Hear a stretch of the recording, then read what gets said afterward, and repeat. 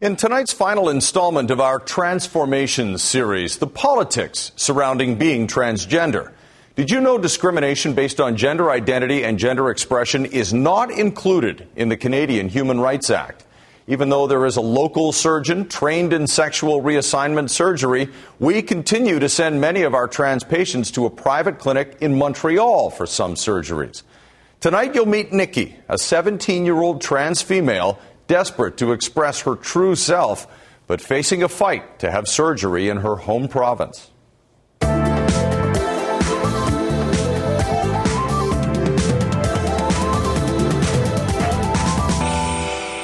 you hungry? You're always hungry. The atmosphere in the BUCHAMER kitchen is harmonious these days, mother and daughter cooking together. But it wasn't always this way. 2 years ago, Michelle's son told her he felt he should be in a woman's body. It's just a very unsettling experience. You just feel like your body's almost like turning on you. Brandon Taylor BUCHAMER had a typical childhood, but puberty hit and the feelings of not being in the right body got stronger. On Christmas Day 2009, 8 months after telling her parents, Brandon was renamed Nikki and insisted on transitioning at school as well. She had the strength and the courage to say, yeah, and I'm ready to come out in school, which a lot of people just go, whoa. Because our first instinct as parents was, you can't do this in high school. It would be suicide.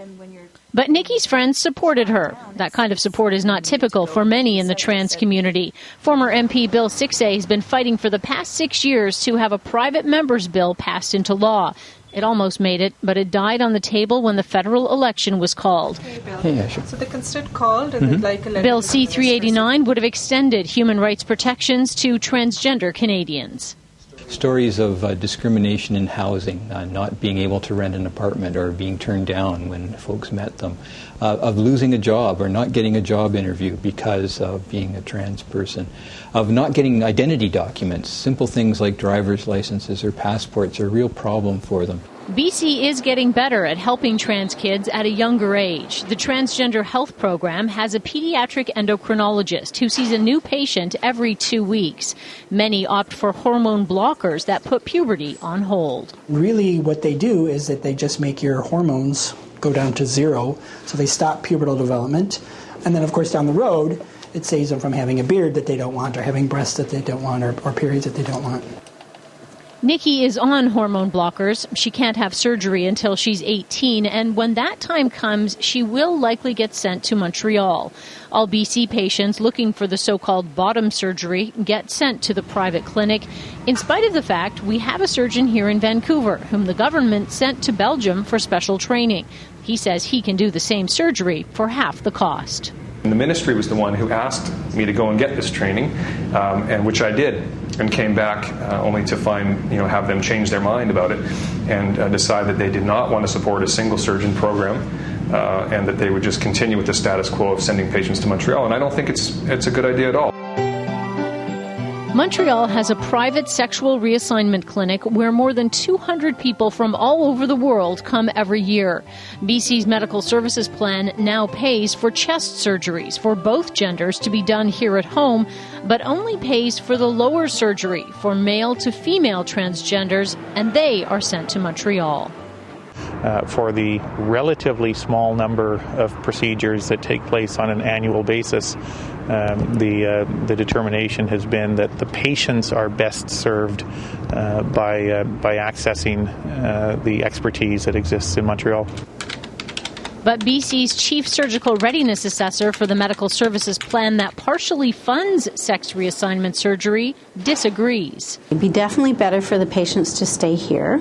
They wouldn't have to travel to Montreal. They wouldn't have to pay the expenses to go to Montreal. It's actually ludicrous that they send people that distance for such an important, huge surgery. I mean, we're not getting our wisdom teeth out here.